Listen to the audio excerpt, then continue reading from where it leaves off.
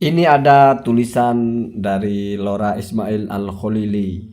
Ini benar-benar menguliti habis, benar-benar menelanjangi habis kitabnya Kiai Haji Imaduddin yang berjudul Al-Fiqroh An-Nahdiyah.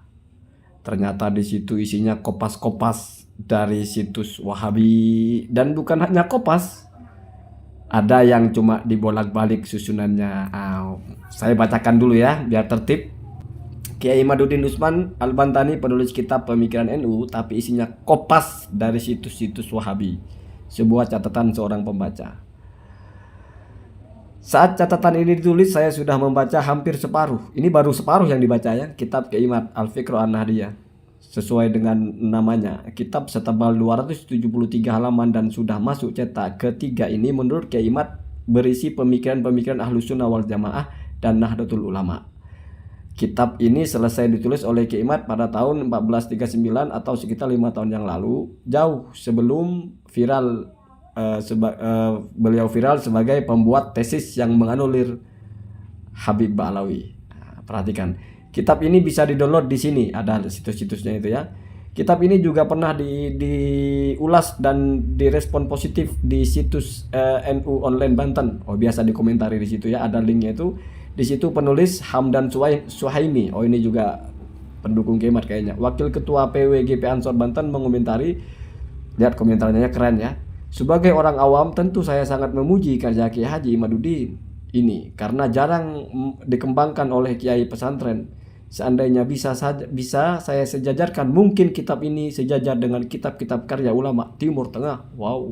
Dan telah menjadi rujukan kita dalam memahami ajaran Islam, ajaran dan ilmu Islam yang sempurna dan luas. Luar biasa pujiannya ya. Bagi pembaca awam, khususnya jika ia termasuk muhibbin Kiai Imad, kitab ini memang akan terlihat sangat keren dan mengagumkan. Bayangkan seorang ulama Nusantara di Kresek, Banten bisa menulis kitab setebal 273 halaman dengan berbahasa Arab yang sangat lugas dan ilmiah. Para pembaca pasti akan berdecak kagum. Kok ada ya Kiai Sealim itu? Ya kan, ada kan, banyak kan? Enggak kalah sama ulama Arab sana. Perhatikan ya, ini komentarnya.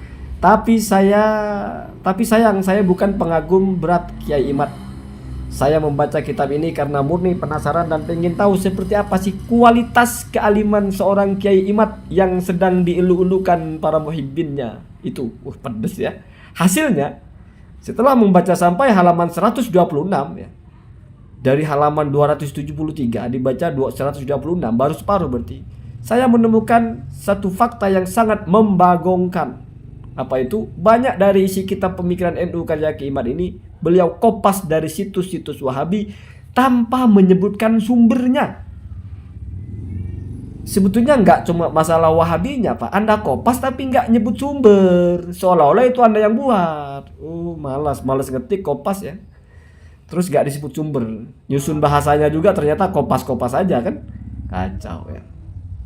Perhatikan, believe it or not, percaya atau tidak, berikut adalah data-data yang berhasil saya kumpulkan, kemungkinan besar akan bertambah kalau saya hatam membacanya. Ingat, ini baru baca separuh ya. Perhatikan mana data-datanya ya. Contoh, 1. Di halaman 44.1 ketika membahas tentang bilangan jamaah sholat Jumat, saya sudah mulai merasa aneh ketika di situ Kiai Imad juga mencantumkan pendapat Ibnu Taimiyah. Padahal katanya ini kitab Pemikiran NU gitu. Al-Mas'alatul Ula fi adadi al-Jum'ah dan seterusnya ya. Ternyata ibarat ini beliau kopas atau lebih tepatnya cut paste ya. Copy paste, cut paste ya, bahkan langsung disalin plak-plak ya. Plus sedikit modifikasi, hanya dirubah sedikit saja dari situs Wahabi. Ada situsnya itu ya. Ini bisa dipertanggungjawabkan Mbak ya. Kamu kunjungin saja. Bisa langsung diakses itu. Perlu diketahui, situs Islamweb.net ini adalah situs raksasa Wahabi yang biasa memuat fatwa-fatwa ulama-ulama Wahabi seperti Bin Baz, Utsaimin, Albani dan lain-lain. Kemarin kan sudah pernah juga ada yang bahas itu. Dibuang fatwa Bin Baznya, tapi diambil isinya. Gitu ya. 2. Di halaman 49 karena membahas khutbah dengan selain bahasa Arab, Kiai Imad menulis, perhatikan tulisannya itu. Ittafaqul fuqaha ala annal aula ya. Takunul khutbatu bil lughatil arabiyyah, bukan ula ya. Ibarah ini ternyata juga Kiai Imad kopas plak-plak, berarti sama persis dari situs Wahabi. Hanya saja beliau modif sedikit akhir ibarahnya. Cuman di akhir saja yang dirubah. Dalam kurung itu berarti masuk kepada ma'ziyadah wal ikhtisar ya. Ada tambahan dan diringkas ya. Itu ada situsnya ya.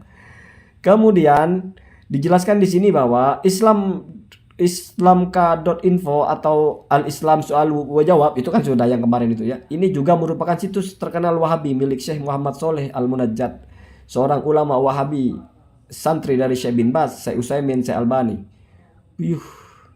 Jan ngeri tenan iki fikroh Nahdiyah opo fikroh An-Najdiyah ini pemikiran Najd ya. Aduh, ini saya jadi ingat kayak Mama Gufron ini. Buat buku NU tapi isinya Wahabi, ada itu nanti saya ulas itu. Bagian 3 di halaman 93 ketika membahas tentang jual beli kredit. Ini yang paling kocak ya, sampai ditulis di sini ibarahnya. Atau bai'ut taqsid. Lagi-lagi dan lagi Kiai Imad kopas redaksi dari situs Wahabi islamka.info, redaksi kitab kibat. Perhatikan al-mas'atul ula ya. Fi bai'ut taqsid au bai'u al-kredit. Perhatikan. Redaksi itu sampai kepada wal umam itu ada di bawah persis. Bai'ut taqsid minal masail lati yang bawil ihtimam ya, yang punya Kiai Imad paragraf pertama, di bawahnya yang situs aslinya paragraf kedua ya kan. Kemudian di anahu bai'ut taqsid huwa bai'un, ketika mentakrif bai'ut taqsid kredit itu Kiai Imad meletakkan di paragraf kedua, sementara yang di sini ada di paragraf pertama. Ya, kan cuma dirubah-rubah sedikit, Pak. Kemudian Fatastari itu setelah li'ajlin maklumatin Fatastari itu juga ada di sini, Pak. Fatastari tambahannya ini. Di paragraf kedua kan ada itu. Setelah Ba'dal Harbi al-Alamiyah Atsaniyah, setelah Perang Dunia Kedua kan tidak disebut itu. Kemudian Fatastari di atas persis ya, cuma dioplos saja. Aduh, Pak, nulis kitab kok begitu ya?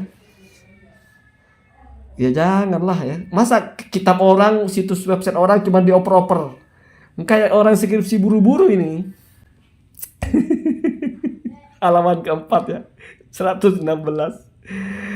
Ini Akdun Nikah Bil Hatif. Ini yang dibuang nama-nama pemfatwanya Syekh bin Baz, Afta Syekh bin Baz nggak dipasang di sini. Ini sudah pernah dibahas ya.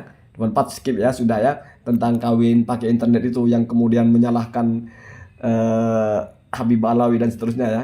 Sudah pernah dibahas itu. Nomor 5 di halaman 125 ketika membahas tentang poligami. Waduh, mak-mak pecinta Kiai Imad wajib baca ini. Saya agak mengernyitkan dahi ketika dengan gagahnya Kiai Imad berkata bahwa poligami adalah sebuah amal yang besar pahala dan manfaatnya bagi suami istri. Oh, inna ta'addada zaujati fadluhu azimun lizauji wazaujati wa ajruhu kabirun ya. Oh, jadi poligami itu besar sekali ya. Oh, pendukung poligami rupanya ya. Saya curiga kok ada bau-bau Wahabinya di sini ya. Jadi itu ucapan Kiai Imad seperti itu ya. Nah, curiga ini kok ada bau Wahabi. Ternyata betul di halaman 126 ketika menjelaskan keutamaan istri pertama dan bersedia untuk dimadu, Kiai Imad menuliskan Fatluz Zaujah al-Ula.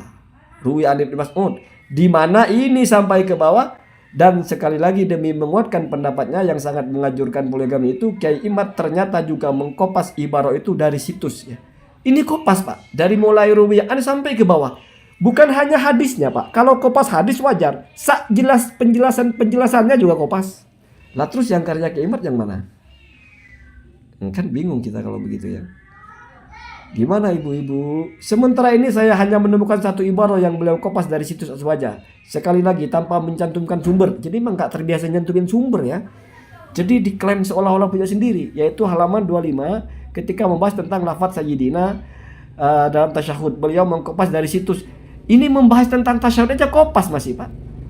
Dan tidak disebutkan sumbernya lagi. Darul Ifta Jordan. Kopasnya di situ. Membaca semua di atas, saya hanya bisa geleng-geleng, berdecak, tidak kagum. Kok bisa? Bisanya Kiai Imad yang merupakan anggota LBM PBNU menulis kitab yang mengatasnamakan NU, tapi isinya diambil secara diam-diam, ya. Dikopas ya dari situs-situs Wahabi. Apa tuh GBT? Gak bahaya tak? Kok iso gitu loh? Saya hanya saya harap ada keseriusan dari pihak PBNU, khususnya LBM NU, untuk meneliti lebih dalam lagi kitab karya anggotanya ini. Kalau perlu tarik ya dari pasaran, karena ini bukan perkara receh dan remeh. Ini kasus serius. Kitab ini semenjak terbit sudah laris di kalangan bakul kitab pesantren. Apalagi Kiai Imad sekarang sudah menjadi kiai viral dengan ribuan pendukung fanatik dan militan dari seluruh penjuru Indonesia. Bagaimana jadinya jika kitab yang disusup fatwa-fatwa Wahabi, yang disusupi fatwa-fatwa Wahabi ini dikaji atau bahkan dijadikan kurikulum pesantren Muhyiddin Kiai Imad yang notabene-nya adalah pesantren-pesantren NU. Apalagi sekarang Kiai Imad sudah berfatwa untuk meninggalkan kitab-kitab karya ulama Ba'alawi. Gimana jadinya kalau tanpa disadari santri-santri mereka malah nyasar sana ilmunya kepada ulama-ulama Wahabi seperti si bin Bas, Syekh Utsaimin dan Syekh Albani. Skip ya. Lanjut, ingin rasanya saya sampaikan kepada Kiai Imad atau beliau bahwa menulis sebuah maklumat tanpa mencantumkan sumber rujukannya itu adalah sebuah pengkhianatan dan penipuan ilmiah. Imam Nawawi dalam kitab Majmu'nya berkata, wa minan nasihah, ini adalah satu nasihat ya. Termasuk bagian dari nasihat adalah menisbatkan suatu faedah ilmu kepada pengucapannya atau pengucapnya. Barang siapa yang melakukan itu, maka ilmu dan keadaannya akan barokah. Akan tetapi, barang siapa yang menukil sebuah kalam dan membuat orang lain mengira itu adalah ucapannya, maka ilmunya tidak akan bermanfaat dan keadaannya tidak akan barokah. Karena itu para ahli ilmu sejak dulu selalu menisbatkan suatu kepada pengucapnya. Wa minan nasihati an tudafa al faidatu allati tustawrabu ila qailiha. Jadi ya, mestinya dinisbatkan kepada yang mengucapkan, Pak. Ya. Jangan seenaknya gitu. Faman fa'ala dzalika burika lahu fi ilmihi wa halihi. Wa man awhama dzalika fi ma ya'khudhuhu min kalami ghairihi annahu lahu fahuwa jadirun an la yuntafa'a bi ilmihi. Enggak akan ada manfaatnya orang yang maling ilmu begitu ya. Tulisan orang di Kompas sok-sok kayak kitab sendiri, begitu ya. Wala yubaraku lahu fi halihi, enggak akan diberkahi. Walam yazal ahlul ilmi wal fadli ala idafatil fawaidi ila qailiha, dan sepanjang masa tetaplah ahli ilmu itu, orang-orang yang punya keutamaan itu, kalau Kompas dia kasih tahu nas'alullah ta'ala at-taufiq lidzalika daiman ya. Kita anggap begitu ya, sebagai dorof ya selamanya. Dulu para ulama NU berjuang keras untuk menjauhkan masyarakat dari pemikiran-pemikiran Wahabi. Sekarang ada kiai yang merasa paling NU, bahkan mengarang kitab tentang pemikiran NU, anggota LBM NU pula. Tapi isi kitabnya malah menukil dari ulama-ulama Wahabi. Mari rapatkan barisan dan sama-sama kita jaga NU kita seperti apa yang pernah didawuhkan oleh Syekhuna Maimun Zubair. Mas yo opo NU kui tinggalani para wali, yo wajib dijogo. Bagaimanapun juga NU adalah peninggalan para wali. Ada satu hal yang mungkin tidak disebut oleh Lora Ismail di sini, saya akan sebut dalam kitab Al-Fiqh An-Nahdiyah fi usuli wa furu'i ahli sunnah wal jamaah. Ini penulisnya taklif Imaduddin Sibtu Utsman. Jadi masih memakai Sibtu, menunjukkan kalau ke Utsman itu intisabnya jalur perempuan, makanya Sibtun, cucu dari perempuan gitu. Ya sama dengan Sayyidina Hasan Husain itu Sibtun Nabi ya. Cucu dari Nabi tapi jalur ibu, yaitu jalur ibunya Hasan Husain ya. Allahumma hadina hadasabil.